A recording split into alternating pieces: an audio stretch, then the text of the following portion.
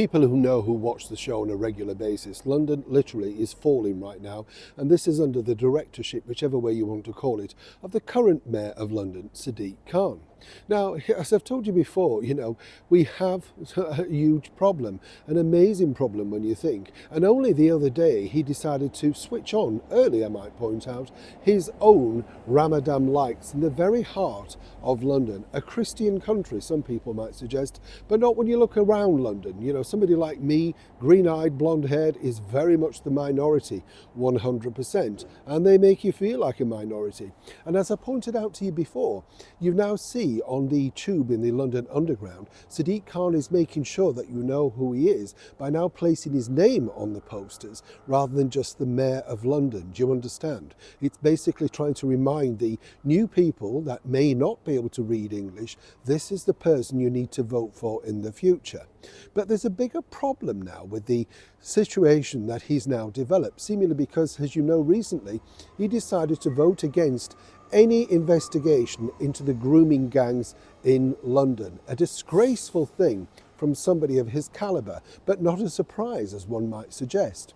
But here's where it gets more terrifying. As ever, let me explain. To see you today in a very sunny morning here in the very heart of London. Nice to have your company. Thank you and welcome one and all brand new subscribers.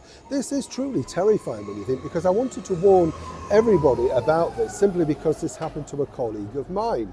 You see, during Ramadan, as you know, and I've got no problem with anybody's religion whatsoever, it's up to each and one individual to which God they wish to pray. I fully understand that. But of course, it's rules and regulations that have been set in place, thousands, if not hundreds of years ago, whatever, and how they impact on everyday life. You see, take this situation. A colleague of mine recently, working for a TV channel in London, was picked up by an Uber driver, right? And the Uber driver is Muslim. Not a problem with that, so I'm just pointing that out. But what was interesting was they're on their fast, which basically means that they're not eating for 12 hours. And he pointed out that he was feeling dizzy and getting blurred vision. And she felt very unnerved by this, and he pointed out that he hadn't eaten anything for 12 hours. She suggested that he stopped and got some water, but he's not allowed that even due to his religion. More so, she said, look, I think you're going to have a problem. Why don't you get a sugary drink? And this sort of exploded into something of an argument, literally in the car. Now, where it gets really interesting is the fact that these people, literally who are, denying themselves nourishment and the ability to be able to drive safely on the streets of London, let's not forget that, are literally putting you and many other people at risk. Seemingly because if they're dipping in and out with a sugar drop, how are they allowed to manoeuvre the very busy streets and roads here in the very heart of London?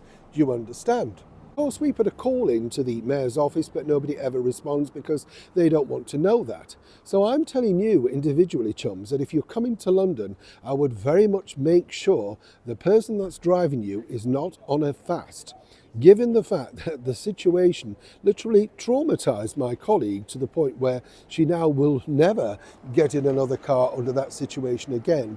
And while the guy was polite and everything like that, she said to him, you shouldn't be driving if you're fasting.